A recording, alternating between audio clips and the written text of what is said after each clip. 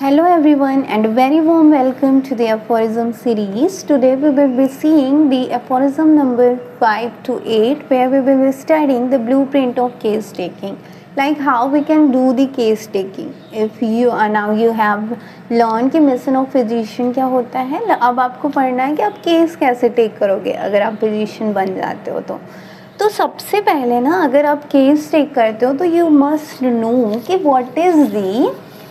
what is the exciting, whether it is a acute disease or chronic disease. So in the aphorism number 5 आपको यही बताया गया है कि acute और chronic को पहचानो, ठीक है। तो acute का जो cause होता है वो होता है exciting cause, जबकि इसका जो cause होता है ये chronic miasm होता है।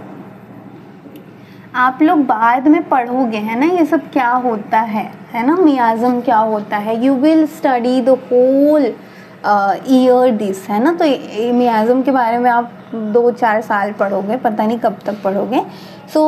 या इस पे लोग पीएचडी भी करते हैं मियाज़म पे ही, तो यू कांट से कि मतलब कितना डीप है ये।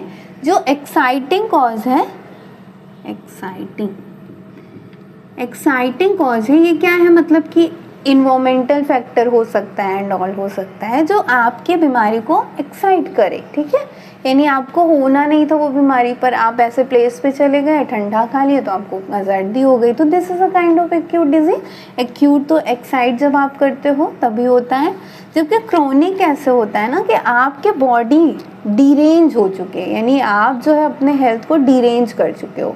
तो आपका मियाज़म मतलब एक अंदर कोई चीज़ है, मतलब वाइटल फोर्स जो कि क्या हो रहा है, जो कि डीरेंज हो जा रही है, तो दैट इज़ द मियाज़म। यानी ऐसा मान सकते हो आप कि अंदर कुछ है जो कि अगर सही है तो फिर सही मियाज़म है, और जब कुछ वो डीरेंज हो गया तो वो डिजीज़ कॉज हो गया। ये बस है कि मियाज़म एक चीज़ समझ लो जो कि अंदर है, लाइक आत्मा है अंदर, तो that you can't feel in the same way miasm है अंदर, that you can't just assume कि कितना वास्ट टॉपिक है। तो मुझे भी अभी इतना ज़्यादा नहीं पता कि what is miasm. So you will study this in your further classes and all. तो the next thing is acute और क्रॉनिक हो गया कि यहाँ पे एक्साइटिंग कॉज की वजह से होता है acute disease, and chronic disease जो होता है ये मियाज़म की वजह से होता है। तो इसमें तो अब आप एक्साइटिंग कॉज क्या होता है, एक्साइटिंग कॉज ये होता है कि लाइक आप जा रहे हो कहीं, तो मतलब कि आपको चोट लग गई है ना, तो फिर वहाँ पे इन्फेक्शन हो गया तो ये एक्साइट कर दिया, या आप ठंडा खा लिए तो आपको ज़्यादा प्रोन है आप कोल्ड के, तो this is the exciting cause. या आप ऐसे इन्वायरमेंट में चले गए जहाँ आपको एलर्जी थी, पर आप फूलों से आपको एलर्जी थे पर आप फूल ही ले लिए, तो दैट एक्साइट ना। जैसे आपको क्या है, आपको आस्थमा है पर आप क्या पी रहे हो, आप सिगरेट स्मोकिंग कर रहे हो, तो obviously that will excite the cause. तो these are the exciting. Chronic miasm तो दीज आर द इंटरनल, जो कि आप अपने आप को हेल्दी लाइफस्टाइल मेंटेन करके बैलेंस कर सकते हो मियाज़म्स को। नेक्स्ट चलते हैं। इसके अलावा आप केस टेकिंग में क्या करोगे, सबसे पहले आपको क्या क्या कंसीडर करना है। आपने समझ लिया कि बीमारी एक्यूट है कि क्रोनिक है, ये आप समझ लोगे by looking at everyone and all, ठीक है। जो आपके पास पेशेंट आएगा फिर आप उससे देखोगे, उसके घर वालों को देखोगे, है ना, पूछोगे, तो उससे समझ आएगा। उसके अलावा आपको क्या क्या देखना है ना, सबसे पहले उसमें क्या देखना है, अगर क्रोनिक का केस है, क्रोनिक के केस में आपको फिजिकल कंस्टिट्यूशन देखना है। फिजिकली वो कैसा है, मेंटली कैसा है, उसका वर्क क्या है, ऑक्यूपेशन क्या है, बाकी सेक्स एज एंड ऑल तो देखोगे ही। मोड ऑफ लिविंग कैसा है, यानी कहाँ पे वो रहता है, हैबिट्स क्या है एंड ऑल, ठीक है। तो every things need to be consideration, these all the things, है ना, many things need to be consideration. हर चीज़ को आप कंसीडर करते हुए यहाँ पे केस टेकिंग करोगे। Every thing need to be considered, need to be considered. So this is given in aphorism 5 कि सबसे पहले आपको चेक करना वेदर इट इज़ एक्यूट और क्रोनिक, और अगर क्रोनिक है तो आपको उसको केस टेकिंग करना है, मतलब पूरे सिम्टम लिख लेने हैं। तो दिस ऑल आर सिम्टम, आपको सिम्टम भी लिखने हैं। नेक्स्ट चलते हैं, है ना। तो आपने ये सब जान लिया, ये सब पूछ लिया आपने। अब हम लोग चलते हैं एफोरिज्म नंबर 6 पे, ठीक है। तो एफोरिज्म नंबर 6 क्या कहते हैं? एफोरिज्म नंबर 6 क्या कहता है कि to cure the disease you must know the totality of symptom, you must take the totality of symptom, ठीक है।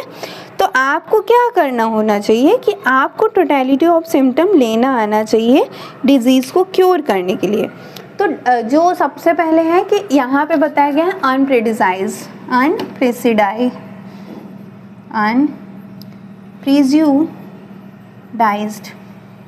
फिजिशियन के बारे में, है ना। यानी आप देख के तुरंत मत पता कर लो कि ये बीमारी है ना। यहाँ पे ऐसे नहीं होता कि आपने देखा आपको लग गया कि अरे ये तो सर्दी ही है, नहीं, ठीक है। आपको सारे पहले सिम्टम्स लिखने पड़ेंगे, आप मैच करोगे, then you will get to know कि हाँ ये है सर्दी। नहीं तो ऐसे नहीं कि मतलब वैसे बहुत सारे सिम्टम आ सकते हैं सर्दी की तरह बहुत सारी बीमारियों में, as you know these are the science of inflammation. तो इन्फ्लामेशन तो बहुत सारी बीमारियों में हो जाएगा।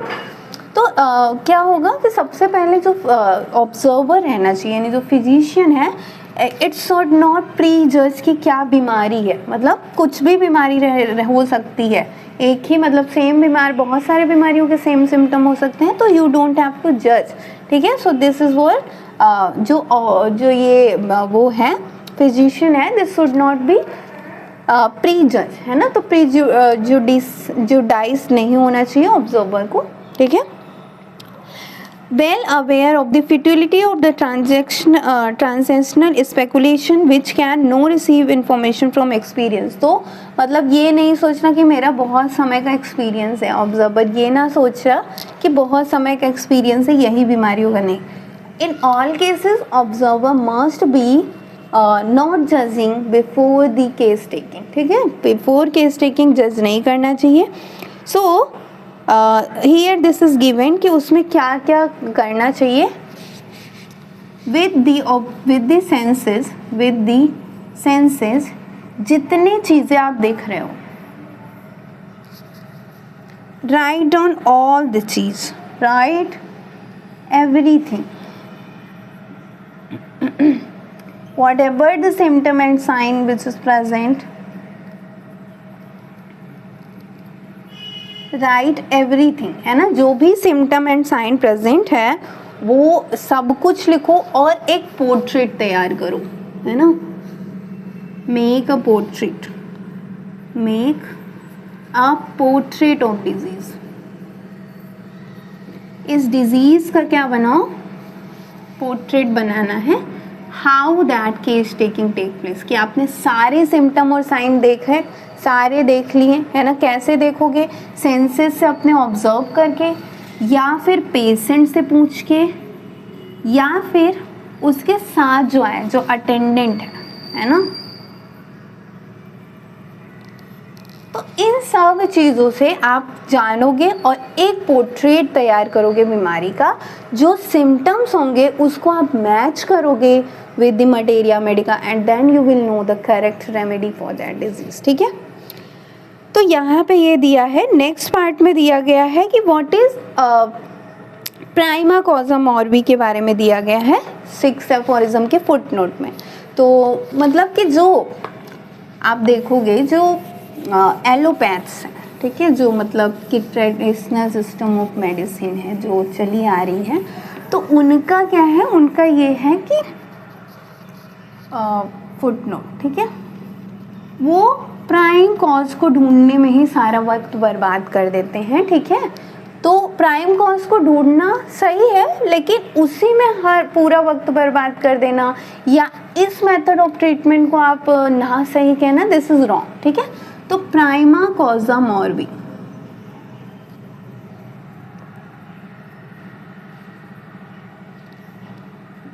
this is given in the aphorism footnote of the aphorism 6. है ना, which says what does it से, इट सेज दैट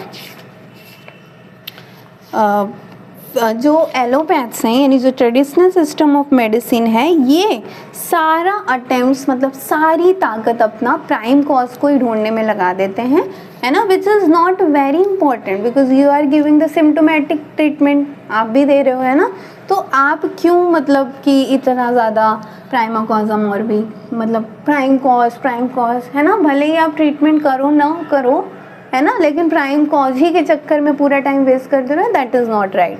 तो अगर आपका काम ऐसे हो जा रहा है तो कोई ज़रूरत नहीं है। So we are going to see the next aphorism. This for the footnote जिसमें प्राइमा कॉजम और भी के बारे में दिया गया है, वो मैंने बता दिया। नेक्स्ट चलते हैं अब हम लोग। Next is the aphorism number 7। तो 6 में आपने ब्लूप्रिंट बना दिया, पोर्ट्रेट बना दिया, है ना, पोर्ट्रेट बना दिया किसका, उस पेशेंट का बना दिया, सिम्टम सारे लिख लिए हैं।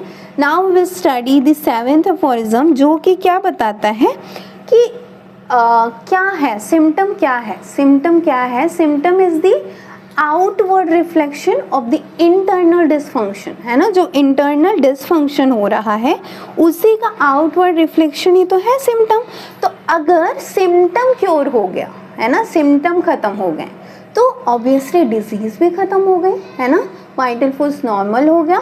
पर यही जो चीज़ है ये अभी बताया जाएगा आपको कि वो क्या कर दिया जाता है, क्या कर दिया जाता है, मतलब नहीं माना जाता विद दी एलोपैथ्स, ठीक है।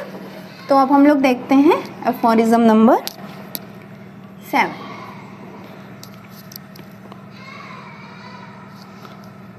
व्हाट इज सिम्टम, सिम्टम का यहाँ पे ज़रा सा डेफिनेशन दिया है, just look at it. Outwardly reflected picture of internal essence of disease, यानी डिजीज का पिक्चर ही तो है ना। So if symptom get treated, अगर symptom if symptom get treated, अगर सिम्टम खत्म हो गया, get end, है ना, या end then disease will also end, है ना, तब डिजीज भी खत्म हो गया, इसका तो यही मतलब है, डिजीज also get cured, तब डिजीज भी क्योर्ड हो गया, ठीक है। तो यही कहा गया है कि अगर सिम्टम हो गया ख़त्म तो डिजीज़ भी क्योर ख़त्म हो गया, है ना। अब देखो इसमें एक चीज़ और दे दिया है कि जो ये तो क्रोनिक के केस में है ना कि आपने सब कुछ बताया, पर एक्यूट के केसेस में ना, एक्यूट के केसेस में आप एक्साइटिंग कॉज को हटा सकते हो, एक्साइटिंग कॉज को हटा दोगे, है ना, एक्साइटिंग कॉज को हटा दोगे, या फिर कभी कभी इनडिस्पोजिशन हो जाता है। इनडिस्पोजिशन क्या होता है,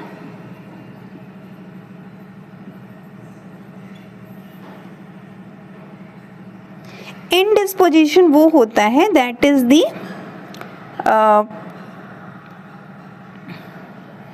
the things that cause, the things or the factor that leading to the disease नहीं, that is continuing that disease, है ना, जो चीज़ उस चीज़ को कंटिन्यू कर रहा है, डिजीज को कंटिन्यू कर रहा है, continuing the disease. Like if you are a cigarette smoker, है ना, एग्जाम्पल क्या है सिगरेट स्मोकर वाला,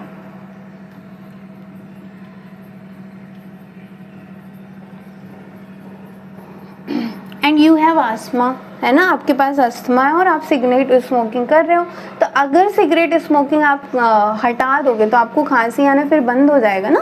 सो दैट इज इनडिस्पोजिशन, कि आप कुछ चीज़ें हटाते हो, जैसे आपको परफ्यूम से एलर्जी है तो भी आप परफ्यूम में ही हो, है ना, तो that is indisposition for you ना, फिर आपको एलर्जी तो बनी ही रहेगी। तो these are the indisposition. This is given where, this is given in footnote, ठीक है, ये गिवन आपको दिया गया है कहाँ पे, फुट नोट में दिया गया है।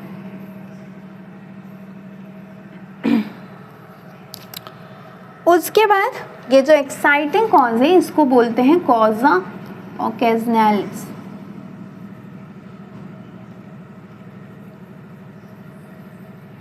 सो you must also learn this कि ये जो इंडिस्पोजिशन है फुटनोट में दिया है, ये जो है ये एफोरिज्म में दिया है, ठीक है। तो now we study the second footnote. पहला फुटनोट में आपका इंडिस्पोजिशन दिया है, फुटनोट फर्स्ट में देयर आर 2 फुटनोट। तो सेकेंड फुटनोट में दिया है पैलिएटिव मोड ऑफ ट्रीटमेंट के बारे में कि जो एलोपैथ्स हैं ना वो क्या करते हैं,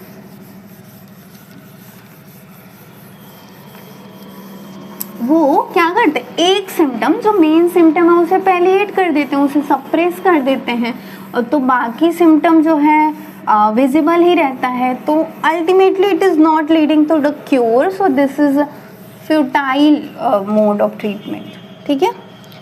तो palliation is not a good technique, ठीक है।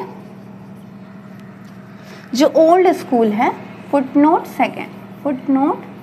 सेकेंड में क्या कह रहा है, old school works on palliative mode of treatment, और ये पैलिएशन सबका नहीं करता, मेन सिम्टम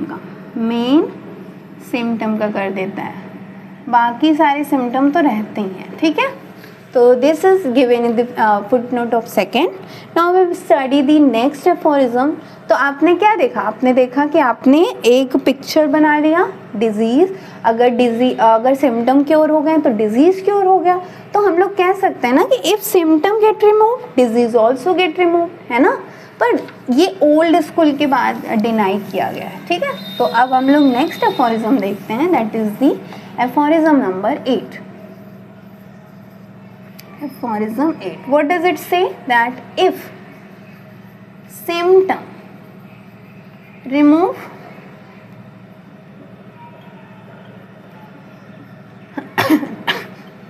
disease over, ठीक है। अगर सिम्टम रिमूव हो गया तो डिजीज ओवर हो गया है ना। तो this is given, it is not conceivable, not it can be it prove by any experience in the world that after the removal of all symptom of the disease and the entire collection of the perceptible phenomena there should left something beside health, nothing left, ठीक है। beside health क्या बचता है, only health, beside health। तो अगर symptom remove कर दिया तो हेल्थ के अलावा कुछ नहीं बचता। और इसके फुटनोट में क्या दिया गया है, इसके फुटनोट में दिया गया है कि दिस इज डिनाइड बाय, है ना, ये मना किया गया, ये नहीं स्वीकारा गया है ओल्ड स्कूल, ठीक है। ओल्ड स्कूल द्वारा ये डिनाई कर दिया गया, नहीं बच जाता है कुछ, है ना। Like if you don't have any symptom then what could be left there, ठीक है। तो कुछ नहीं बच सकता। So this was the whole about the case taking. सो अभी हम लोग इतना पढ़ते हैं। In the next lecture we will be dealing with the next aphorism. So hope you like the video. Thank you.